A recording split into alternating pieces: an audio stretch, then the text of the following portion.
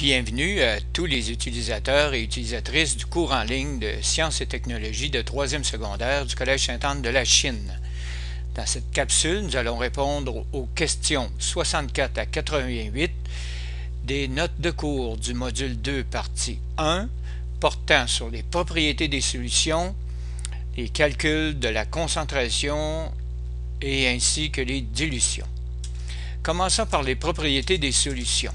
Alors, qu'est-ce qu'une solution? C'est un mélange homogène composé d'un solvant et d'au moins un soluté. Alors, qu'est-ce qui est caractéristique d'une solution nommée aqueuse? C'est que le solvant est l'eau. Un solvant, qu'est-ce que c'est un solvant?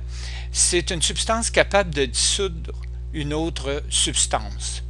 Alors, un soluté, c'est un constituant qui se dissout dans un mélange. Alors, voir la question 24 sur un rappel de ce qu'est la dissolution. Maintenant, explique le phénomène qui permet la dissolution. Les liens qui unissent les atomes ou les molécules du soluté sont brisés par le solvant.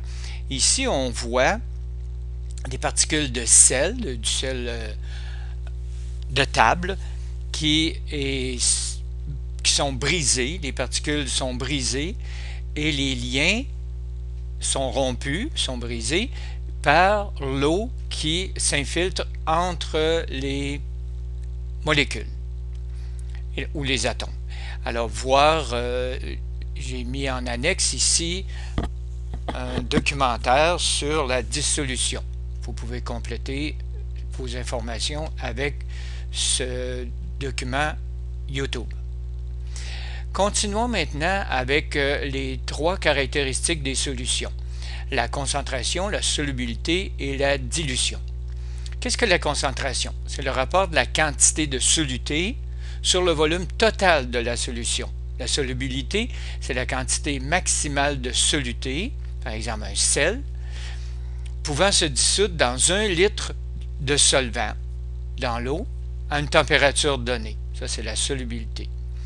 C'est une propriété caractéristique de toutes les substances pures. Ici, la dilution, c'est l'ajout d'un volume de solvant sans changer la quantité de soluté dans le but de diminuer la concentration d'une solution. Alors, quel nom porte une solution qui a atteint le niveau maximal de soluté qu'elle pouvait contenir? Elle s'appelle une solution saturée. Qu'arrive-t-il s'il arrive un surplus? Il se produit un dépôt tel qu'illustré ici. Alors, on a en A la solution non saturée, en B la solution saturée avec le dépôt de sel, par exemple. Continuons. Il est dit ici qu'à chaque problème, il faut écrire la formule et laisser des traces, toujours en écrivant les données ainsi que les unités, ainsi que la réponse avec les unités. Calcul de la concentration. Alors, la formule de la concentration, c'est C est égal à M divisé par V, V étant le volume total ici. C'est important. Et la masse, M, la masse du soluté. Alors, calcule ici la concentration avec les 4 problèmes suivants. On demande d'exprimer en grammes par litre ici. 30 grammes dans 1 litre d'eau. C'est un jeu d'enfant ici de voir que c'est 30 grammes divisé par 1 litre égale 30 grammes par litre. Donc la réponse, facile à voir ici, 5 grammes par 100 millilitres. Il faut faire la conversion ici de 100 millilitres en litres. Donc 0,1 litre et nous obtenons une réponse de 50 grammes par litre. L'autre question, c'est le calcul toujours en grammes par litre. 50 grammes d'alcool dans 200 ml. Toujours convertir notre 200 ml en termes de litres. Donc 50 grammes pour 0,2 litres, ce qui donne 250 grammes par litre. La dernière question, 9 grammes pour 1500 ml, donc 1 litre et demi, ce qui fait une concentration de 6 grammes par litre. Jusqu'à maintenant, je ne pense pas qu'il y a de difficulté principale dans ces calculs. Numéro 78. Tu prépares 1 litre de limonade dans un contenant à partir d'une solution ayant une concentration de 40 grammes par litre. Tu doubles le volume de la solution en y ajoutant de l'eau. Quelle sera la concentration de la dilution de cette solution diluée? Alors, la concentration de départ, c'est 40 grammes par litre, comme il est écrit dans le problème. Si j'ajoute ici la même quantité, donc j'obtiens, au lieu de 1 litre ici, je mets 40 grammes par 2 litres, j'obtiens la nouvelle concentration, donc la réponse, 20 grammes par litre. Trois façons d'exprimer la concentration. La première, comme on a vu tout à l'heure, masse-volume, c'est-à-dire le nombre de grammes par 100 grammes ici de la solution. Une autre façon, c'est de pourcentage masse-masse. Par exemple, dans le cas de deux produits solides, comme un onguent ou quelque chose comme ça, ici, pourcent veut dire pourcentage par 100 grammes de produit final. Et troisièmement, le pourcentage volume-volume, toujours pour 100 millilitres. Donc, les deux pourcentages volume qui finissent par volume, c'est 100 millilitres, tandis qu'ici, c'est 100 grammes. Faisons quelques problèmes. Un premier problème exprime ici en pourcentage masse-volume pour une solution de saline de 1,28 litres contenant 32 grammes de sel. Il faut raisonner. Premièrement, il faut connaître la formule de concentration. Ici, c'est C égale M divisé par V. Donc, c'est la même formule qu'a utilisée au début de la formule générale. Allez, il faut faire le raisonnement suivant. 32 grammes est pour 1,28 litres ou 1280 millilitres. Combien de grammes? X grammes pour 100 millilitres. Parce que je veux avoir la réponse en 100 millilitres. Donc, je prévois le coût ici, là. Je vois ce qui m'est demandé. Donc, je dois faire une conversion ici. Les litres en millilitres. Donc, mon litre, je le mets ici en millilitres. Je l'avais mis au point de départ. Calculer.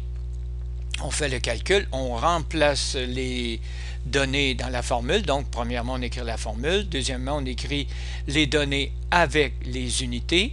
Et on fait le calcul 0,25 grammes par litre. Ici, je n'ai pas obtenu une réponse finale. Je veux le nombre de grammes par 100 millilitres. Donc, j'obtiens 2,5 grammes par 100 millilitres et je l'exprime en pourcentage masse-volume, puisque ma question est quelle est la concentration en pourcentage masse-volume. Faisons le même exercice maintenant pour le pourcentage masse-masse. J'ai 29,16 mg de fluorure de sodium dans 12 g de pâte dentifrice. Calcule la concentration en pourcent masse-masse. Il faut connaître la formule ici. Attention, masse-masse, ça devient masse du soluté par masse du volume final. Masse, du solvant qui équivaut à quelque chose de solide ici, comme la pâte à dents. Alors, il faut comprendre ici que c'est une proportion. On appelle ça aussi une règle de 3. 29,16 mg pour 12 grammes. Combien de grammes pour 100 grammes? Je vise tout de suite d'avoir ma réponse en 100 grammes. Je fais la conversion ici du nombre de grammes tout de suite. Mes milligrammes, je les veux en grammes. Alors, je fais mon calcul, je remplace avec les données ainsi que les unités. J'obtiens 0,243 grammes par 100 grammes et j'écris ma réponse en termes de 0,43% masse-masse. Faisons un dernier exercice avec le pourcentage volume-volume. Du vinaigre blanc dans une solution, c'est une solution d'acide acétique pur dans l'eau. Nous avons une bouteille de 120 ml de vinaigre blanc contenant 6 ml d'acide acétique pur. Calcule la concentration en pourcentage volume-volume. Premièrement, il faut connaître la formule de concentration, ici volume-volume. Et j'obtiens 6 ml. Je fais le raisonnement suivant. 6 ml pour 120 ml. Combien de millilitres pour 100 millilitres? Il n'y a pas de conversion à faire ici puisque les unités sont respectées. Alors, je fais le remplacement dans ma formule, toujours en faisant suivre mes unités. J'obtiens une réponse 5 millilitres par 100 millilitres. Je dois exprimer ma réponse en termes de pourcentage volume-volume. Donc 5% volume-volume. Ici, le calcul de la dilution se fait à partir de la formule suivante, C1V1 égale C2V2, dans laquelle C1 est la concentration de la solution initiale, V1, le volume prélevé de la solution initiale. Le mot prélevé ici est très important. Combien de solution initiale je prends? C2, la concentration de la solution finale, et le volume final, le volume total, final. Donc, ici un petit truc pour t'aider, fais une schématisation du problème comme si tu étais au laboratoire. On commence. Prouvons notre formule à l'aide des données de la question 78. Donc, toujours notre solution ici là, de limonade qui est à 40 grammes pour 1 litre, 40 grammes par litre. Au point de départ, j'avais 1 litre. Maintenant, la concentration finale, C2, est de 20 grammes, mais le volume a changé pour 2 litres. Je fais mon remplacement ici pour prouver que ma formule est vraie. C'est ce qu'il fallait démontrer. Alors, notre formule étant vraie, travaillons avec maintenant. Une femme désire teindre ses cheveux une teinte plus pâle que sa couleur naturelle. Si les cheveux sont foncés, il faut les décolorer. Son coiffeur utilise une solution de peroxyde d'hydrogène de 3% volume-volume afin de décolorer les cheveux de sa cliente. Il a besoin de préparer 100 ml d'une solution en diluant un concentré 30%. Alors, comment va-t-il s'y prendre? Donc, ça revient à dire combien de concentré le coiffeur va-t-il prendre dans sa solution qu'il a achetée du fournisseur. Je fais un petit dessin ici. Alors, je vais prendre la solution qu'il a achetée chez le fournisseur et je vais aller porter un volume que je vais verser dans un bécher. Je vais préparer ça. Voici les données. Solution initiale, solution finale. Dans mon problème, je suis capable de voir la concentration première, 30% volume-volume. La deuxième, je veux une solution 3% volume-volume pour ma solution finale. J'ai besoin d'un volume de 100 ml. Maintenant, qu'est-ce que je cherche? Je cherche le volume que je dois prendre dans la solution initiale, V1. Donc, ici, le professeur va être bien content de toute cette trouvaille. Allons au problème directement maintenant. Je place mes données. Ici, je dois trouver V1. Donc, je divise des deux côtés par C1, étant donné que C1 multiplie ici, j'ai le droit de diviser des deux côtés par C1. J'obtiens C2V2 divisé par C1. Je fais le remplacement de mes unités avec les unités, des données avec les unités. J'obtiens la réponse suivante. J'ai le droit de simplifier ici. J'obtiens 10 ml. Donc, le coiffeur fait une solution en prélevant 10 ml de solution initiale. Il ajoute 90 ml d'eau pour obtenir ses bouteilles de 100 ml de solution de peroxyde 3%.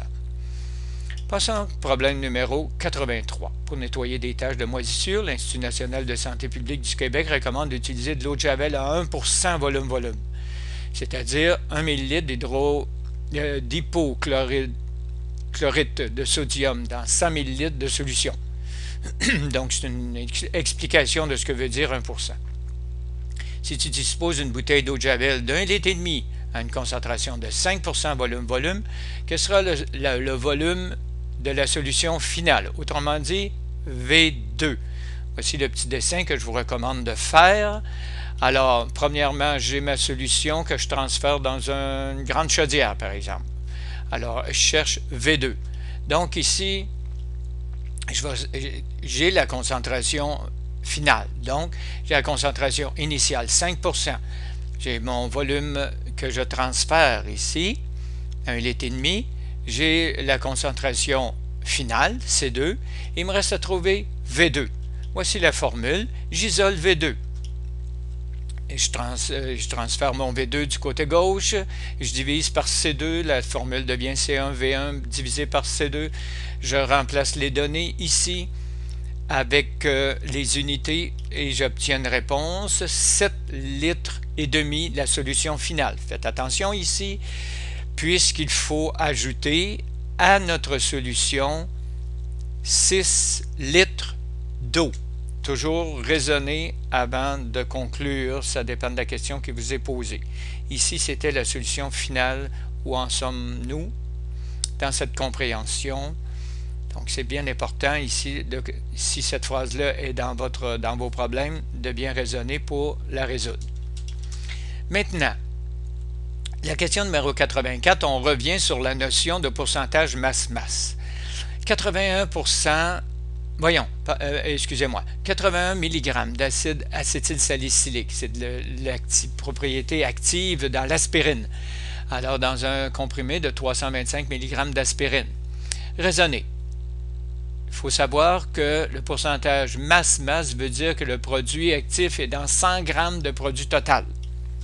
Ici, 81 mg, 325 mg, j'en veux combien de grammes pour 100 grammes. Faites attention ici, nous sommes en milligrammes et il faut transférer en grammes. Donc, il y a une conversion à faire ici. Je convertis en grammes. C'est beaucoup plus facile à travailler puisque ma réponse, je la veux en grammes pour 100 grammes. Je fais mon calcul en remplaçant ici ce que je cherche, le X, et j'obtiens 24,9% de masse pour 100 grammes d'aspirine. Question numéro 85. Dans un dentifrice, nous trouvons un produit nettoyant pour les dents, c'est-à-dire un pourcentage de 5% masse-masse de nitrate de potassium. Alors, combien de nitrate de potassium trouve-t-on dans 16 grammes de pâte à dents? Donc, j'y vais ici. Il faut savoir toujours que le pourcentage masse-masse veut dire un produit actif en grammes sur 100 grammes pour le total. Donc, j'ai 5%. 5 grammes pour 100 grammes. Combien de grammes pour 16 grammes? Donc, je dois convertir ici mes 5000 mg en grammes, tout simplement. Est-ce obligatoire? Vous pouvez le faire dans le problème si vous voulez. Alors, maintenant, on obtient 800 mg en faisant le transfert ici. Je veux isoler mon X, donc 5 grammes fois 16 divisé par 100 grammes. Donc, je fais les simplifications et j'obtiens 800 mg. Numéro 86. Tu prépares une solution de 100 ml avec 8 grammes de CeSO4 dissous dans l'eau distillée. Et je vous rappelle ici, j'aurais pu l'exprimer ici, là, nous aurions pu l'exprimer en 8% masse-volume. Alors, allons maintenant, quelle est la concentration en grammes par litre de cette solution? Attention, on demande en grammes par litre. C'est pour ça qu'on fait une petite passe ici, c'est un simple calcul. J'ai une concentration ici de 8 grammes pour 100 ml. Combien de grammes pour 1000 ml ou 1 litre? 80 grammes par litre. On va l'utiliser pour travailler pour le numéro B. Alors, tu prélèves 35% de cette solution et tu complètes à 100. Quelle sera la concentration de la nouvelle concentration? Alors là, par exemple, prélever, ça veut dire prendre, ici. Je le mets en évidence, là. Alors, maintenant, utilise la formule. Quelle est la formule? C1V1 égale C2V2. Fais un petit dessin ici pour montrer que je transfère 35 ml de la solution 1, originale, dans un nouveau bécher, tout simplement, et j'ai 35 ml. Je veux calculer la nouvelle concentration. C'est ça que je veux. C2, parce que je connais le volume, je complète à 100. Il est dit dans le problème, tu complètes à 100. Alors maintenant, quelle est la concentration 2? Tout simplement, on fait nos remplacements. On arrive avec notre formule. On isole C2 en changeant de côté et on divise par C2, ça devient on divise par V2, donc ça devient C1 V1 divisé par V2. On remplace ici les données avec les unités. Nous obtenons ici, en simplifiant, une réponse 28 grammes par litre. Voici notre nouvelle concentration 2. Question 87. Tu prélèves 35 ml d'une solution initiale de 0,5 litres, une concentration de 150 grammes par litre. Tu obtiens une solution finale. Si tu veux obtenir une solution finale avec une concentration de 50 grammes par litre, quel sera le volume de la solution finale? Donc, c'est une question. Ici, on cherche donc V2. Ici, toujours un petit dessin. Il faut se méfier ici de ne pas prendre, c'est un distracteur qu'on appelle. On vous donne que la solution, en fait c'est 500 ml qui a été fait, c'est pas important ici. C'est ce que on prend, ce que je prends ici, là, c'est 35, c'est ça qu'il faut prendre. Très important de ne pas se mêler ici. Et on va chercher le volume de la solution finale. Je fais mes remplacements, évidemment. Je vais aller chercher ma solution finale. Vous voyez ici, elle est diluée, elle vient de changer de couleur. Très bien, je transforme ma formule pour obtenir V2, C1 V1 divisé par C2. Je remplace mes données avec les unités et j'obtiens la réponse 105 ml. Donc 105 ml, c'est le volume final ici de la solution finale, solution 2. Maintenant, le même problème que tout à l'heure est exprimé autrement. Donc, j'ai toujours ma solution ici d'eau de Javel. Je prends le litre et demi, 1,5 litres, et je cherche V2. La seule différence, c'est qu'on a exprimé les données d'une façon différente. OK? Il faut faire attention, il faut se méfier, puisque ça devient ici exactement le même problème. Donc, on va chercher ici V2. Alors, c'est le même problème. Donc, on obtient ici 7 litres et demi de la solution finale et on n'a pas cru bon de demander ici combien d'eau fallait ajouter, etc. Mais c'est le même problème. Voilà.